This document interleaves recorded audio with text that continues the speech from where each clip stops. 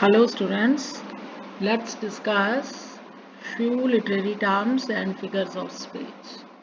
First of all, we have here onomatopoeia. Onomatopoeia is what? Onomatopoeia is a word that imitates or suggests the source of the sound that it makes. In fact, onomatopoeia क्या है? Onomatopoeia is a Greek word. Onomatopoeia का मतलब क्या है? Sound. So onomatopoeia is the imitation of the sounds through words. Onomatopoeia is imitation of sound. Sound को imitate करना किसके through? Words के थ्रू.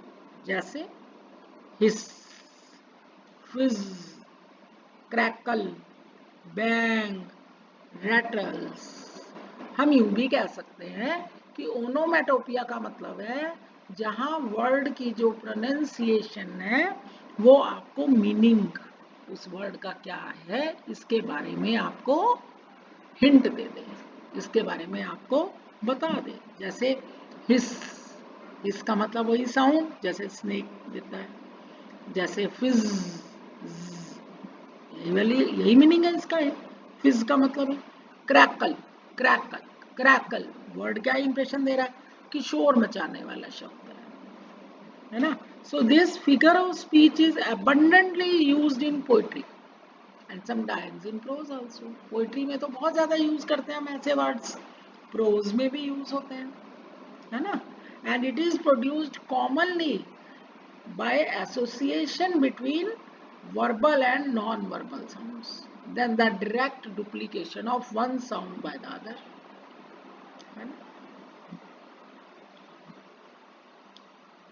तो जैसे बोलते हैं he rings for the servant, rings for the servant. तो rings समझ आ रहा है कि किस लिए रिंग किया. So this was onomatopoeia. Next is hyperbole. All expression that exaggerates or describes something as greatly magnified or diminished beyond the strict line of truth, that is called hyperbole. किसी भी बात को, किसी भी चीज को बहुत ज्यादा बढ़ा चढ़ा कर कहना, या तो वो चीज इतनी बड़ी नहीं है जितना बड़ा आप उसको कह रहे हो, या वो इतनी कम नहीं है या इतनी हल्की नहीं है जितना आप उसको दिखा रहे हो. That is called hyperbole. Hyperbole को हम इंग्लिश में, हाइपरबोल को ग्रीक में हम क्या कहते हैं? Over shooting. It is a bowled over statement और एग्जैजरेशन. किसी भी बात को बहुत ज्यादा बढ़ा चढ़ा कर कहना. क्यों करते हैं हम बढ़ा चढ़ाकर?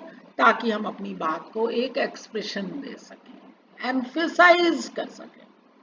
सो it is a device used to produce desired serious और कॉमिक इफेक्ट, है ना. जैसे एक एग्जांपल देखो, शेक्सपियर के मैकबेथ में है, वो बोलता है all the perfumes of Arabia will not sweeten this little hands. Macbeth जब डंकन का मर्डर करके आता है तो his hands are blood stained, उसके हाथ खून से लथे पते होते हैं. तो उसकी वाइफ कहती है a clear water will, a little water will clear us of this deed, how easy is it then. कि जरा से पानी से हाथ धो लो, हाथ साफ हो जाएंगे. वो कहता है ना, the whole of the Neptune will turn red but his hands will not clean. कि पूरा का पूरा समुद्र नेपच्यून के, और कौन है? सी गॉड. तो वो कहता है कि पूरा का पूरा ओशन रेड हो जाना है पर उसके हाथ नहीं धुलने हैं, हाथ साफ नहीं होंगे, है ना. फिर वो कहता है here is a smell of blood still. खून की बदबू तो अभी भी आ रही है हाथों में, हाथ धोने के बाद भी. तो वो कहता है the whole of the perfumes of Arabia won't sweeten it. कि अरब की परफ्यूम सबसे बढ़िया क्वालिटी की मानी जाती हैं. तो वो कहता है कि पूरी की पूरे अरब की परफ्यूम्स को इकट्ठा कर लिया जाए, अरब देश की, तो भी उसके हाथों में वो खून की बदबू नहीं जाएगी। तो इसी तरह से देखो वो पोएम है तुम्हारे सिलेबस में, go and catch a falling star, get with the child mandrake root. ये भी एग्जैजरेशन है कि जाओ टूटते हुए तारे को पकड़ो, है ना। उसी तरह से असंभव है टूटते हुए तारे को पकड़ना जैसे मैंड्रेक प्लांट से चाइल्ड को पाना, है ना। मैंड्रेक प्लांट का नाम आया था ना वहाँ, कि मैंड्रेक प्लांट को हिट करो तो उसमें बच्चे के रोने की आवाज आती है। तो बच्चे की रोने की आवाज चाहे आ रही है लेकिन उसमें से बच्चा थोड़ा ना निकलेगा, पौधा है तो पौधा ही निकलेगा। तो इस तरह के कंपैरिजन करना, इस तरह की बात करना भी क्या कहलाता है, हाइपरबोल। तो हाइपरबोल का मतलब क्या हुआ, किसी भी चीज को बहुत ज्यादा बढ़ा कर बोलना या उसको कम करके बोलना जितनी वो वास्तविकता में नहीं है। नेक्स्ट इज पन। पन क्या होता है, पन इज ए, देखो, pun is a play on words that have the same sound but have different meanings। तो ये बस अपनी बात को एक विट्टी इंटेलेक्चुअल वे से कहने के लिए या अपनी बात को ह्यूमरस वे से कहने के लिए हम इस डिवाइस को यूज करते हैं, है ना। तो पन कहाँ यूज होता है, पन का मतलब क्या होता है कि वर्ड्स की साउंड तो सेम है लेकिन उनके मीनिंग्स डिफरेंट है। इसको क्या बोलते हैं, होमोनिम्स। और कई बार क्या होता है कि वर्ड्स जो है उनकी साउंड सेम है लेकिन उनके मीनिंग डिफरेंट है। तो जहां पर भी एम्बिगुअस बात आ रही है, एम्बिगुअस मतलब कंफ्यूजन हो रही है ना, वर्ड्स की वजह से जहां पे कंफ्यूजन हो रही है उसको क्या बोलते हैं, पन। ठीक है।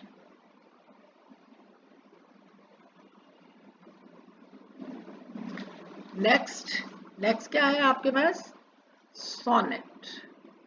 Now what is sonnet.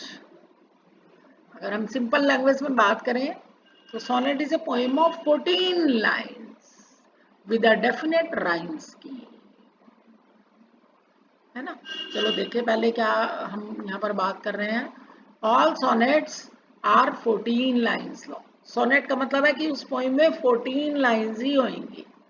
दूसरा क्या, कि sonnets in English are written in iambic pentameter. Iambic pentameter का मतलब क्या है कि ईच लाइन हैज 10 सिलेबल्स, हर लाइन में 10 सिलेबल्स होंगे। सिलेबल का मतलब क्या होता है कि एक वाउल साउंड तो उस क्लस्टर में जरूर होगी होगी, कंसोनेंट एक है, दो है, तीन है या नहीं है, वो एक अलग इश्यू है। यानी कि सिलेबल किससे बनता है, सिलेबल का मतलब कि एक वाउल साउंड जरूर होगी, उसके साथ उसमें कंसोनेंट साउंड हो सकती है। जैसे मैंने वर्ड बोला बैकवर्ड, तो वहां पर क्या है, बैक वर्ड, वहां पर क्या है, बैक एक सिलेबल बन गया, वर्ड दूसरा सिलेबल बन गया, क्योंकि दोनों में बैक में भी एक वाउल साउंड आ गई और वर्ड में भी एक वाउल साउंड आ गई। वाउल साउंड को हिंदी में हम क्या बोलते हैं, मात्रा, अ आ ई उ ऊ। तो वाउल का होना जरूरी है ना। तो वाउल के साथ कंसोनेंट, कंसोनेंट समझ गए, क ख ग घ ऐसे इस तरह के साउंड। तो वाउल के साथ, मात्रा के साथ एक व्यंजन वाली साउंड होनी, स्वर के साथ व्यंजन वाली साउंड होना जरूरी है ना, तभी वो सिलेबल कहलाएगा।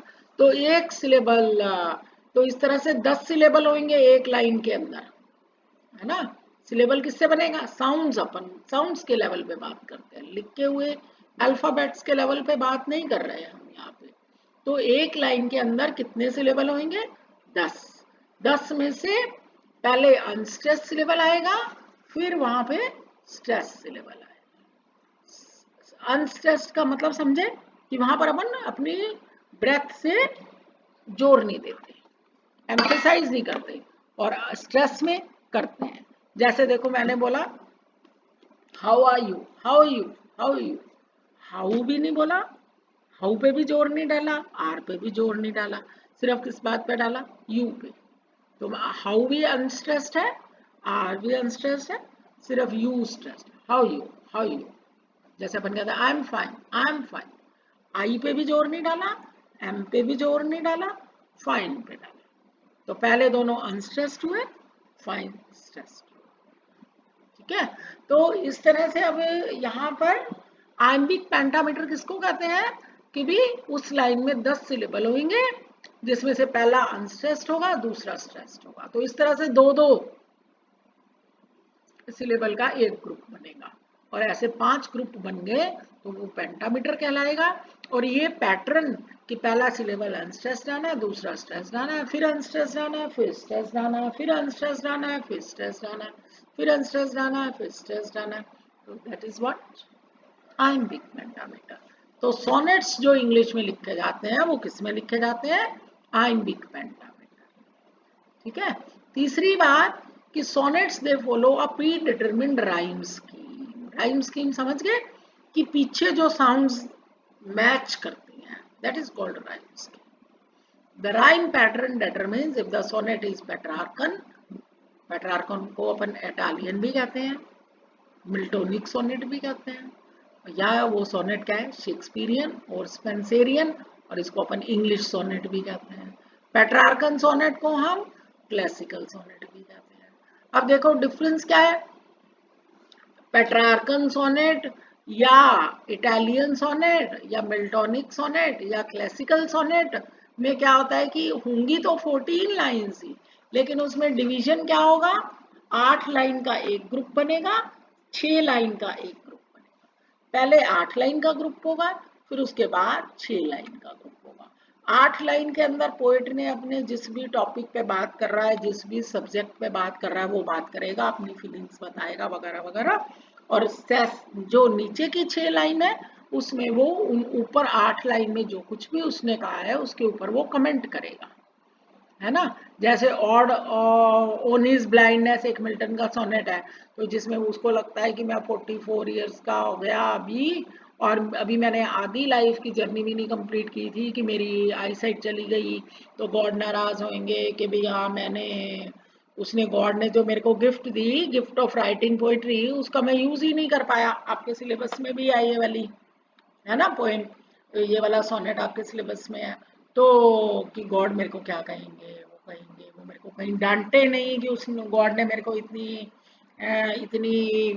प्रेशियस गिफ्ट दिया और मैंने कुछ किया नहीं। यहाँ तक उसकी बात कितनी हो गई? ऑक्टेव पार्ट अपा इसको कहते हैं। क्या मतलब? 8 लाइन का वो हिस्सा था। उसके बाद लास्ट जो 6 लाइन थी उसको सेस्टेट कहते हैं, जिसमें वो कहता है कि नहीं नहीं उसकी कॉन्शियंस जो है, to prevent that murmur replies कि God doesn't want anything in return for whatever he gives, है ना, कि गॉड को कुछ नहीं चाहिए, ना तो गॉड को इंसान की तरफ से कोई सर्विसेज चाहिए, ना ही उसके बदले में चाहिए जो गॉड ने उनको दिया है। फिर वो कहता है those who bear their mild for yoke they are the best servants who stand and wait like that. इस तरह से लाइंस जा रही है ना कि जो लोग गॉड के उस yoke of responsibilities, tension, worries, anxieties वगैरह को अच्छे से उठा बियर करते हैं विदाउट ग्रोनिंग, विदाउट ग्रम्बलिंग और विदाउट कंप्लेनिंग अगेंस्ट गॉड, और जो आराम से शांति से अपने दुख परेशानियों को सहन करते हैं और जो इंतजार करते हैं कि गॉड कब उन पे दया करे, है ना, उसकी मर्सी की जो वेट करते हैं बिना शिकायत किए, वो गॉड के बेस्ट सर्वेंट है। ये बात कहाँ पे बता रहा है? जो सेस्टेड पार्ट है ना। तो this is called Miltonic sonnet और पेट्रार्कन सोनेट और क्लासिकल सोनेट और इटालियन सोनेट। और शेक्सपियरियन सोनेट कौन सा होता है? शेक्सपियरियन सोनेट में 4-4 लाइन के 3 ग्रुप बनते हैं और लास्ट में एक कपलेट होता है ना। तो 4-4 लाइन के जो कपलेट है, क्वार्टन्स जो बोलते हैं, क्वार्टर्स जो हैं, उसमें वो अपनी उस बात को डिस्कस कर रहा है। Shall I compare thee to a hot summer's day, Shakespeare का एक सोनेट है। तो 14 लाइंस में, 12 लाइंस में तो वो सब बता रहा है कि अपनी बिलवेड को अगर वो एक हॉट समर डे से कंपेयर करता है तो वगैरह वगैरह जो भी वो फील कर। लास्ट में कपलेट में वो उस 12 लाइंस में जो कहा है उसके ऊपर वो फाइनल कंक्लूजन दे देता है, फाइनल कमेंट कर देता है ना। और दोनों में राइम स्कीम डिफरेंट है, ठीक है ना, ये बात है। Next, all sonnets are characterized by a turn located at a designated point in the sonnet. Turn मतलब कि कहाँ से विचारों की वो शिफ्ट होएगी। कहाँ से विचार, जो लाइन ऑफ थॉट है, टर्न का मतलब कि लाइन ऑफ थॉट कहाँ से चेंज होना है, ये पहले से डिसाइडेड होता है सोनेट में। जैसे शेक्सपियरियन सोनेट में मैंने कहा कि 12 लाइंस के बाद आएगा, है ना। और मिल्टोनिक सोनेट में जो है वो 8 लाइंस के बाद टर्न हो जाता है। ठीक है, तो इस तरह से आपके पास सोनेट हमारे इंग्लिश में है। They are of two types, Petrarchan sonnet and Shakespearean sonnet. English sonnet जो है वो Thomas Wyatt, Henry Howard, Earl of Surrey, they are credited with introducing the sonnet into England in the first half of 16th century. Italian form underwent a drastic change in their hands, and Surrey adopted a pattern having 3 quatrains with alternate rhyme scheme and a concluding couplet. तो English sonnet के अंदर या Shakespearean sonnet के अंदर rhyme scheme कैसे जाती है, A B C D E F G G, है ना। और मिल्टोनिक सोनेट में राइम स्कीम कैसे जाती है, सी डी ई नीचे, है ना। और rhyme scheme with the rhyming pattern of C D और 3 rhymes with a rhyming scheme C D E, है ना, सी डी ई या डी सी ई। और ऊपर वाले जो ऑक्टेव पार्ट है मिल्टोनिक सोनेट में वो कैसे चलता है, ए बी बी, ठीक है। तो मिल्टोनिक सोनेट में राइम स्कीम कैसे हुई, ए बी बी ए, और सिस्टेड पार्ट में क्या हुआ, 2 टर्सेट्स हो गए, 3 लाइन का ग्रुप, है ना। तो उसमें राइमिंग पैटर्न्स 2 हैं, या तो यू होगा सी डी सी या डी सी डी, है ना, या सी डी ई और डी सी। और इंग्लिश सोनेट में तो अंडरस्टूड है, इंग्लिश सोनेट में क्या होगा, इंग्लिश सोनेट में तो A B C D E F G G, यानी कि पहली लाइन थर्ड के साथ राइम करेगी, सेकंड लाइन फोर्थ के साथ, फिर फिफ्थ लाइन सेवंथ के साथ करेगी, एट्थ लाइन 10th के साथ, है ना। So that was all about sonnet. I hope you must have understood these few literary terms. Thank you.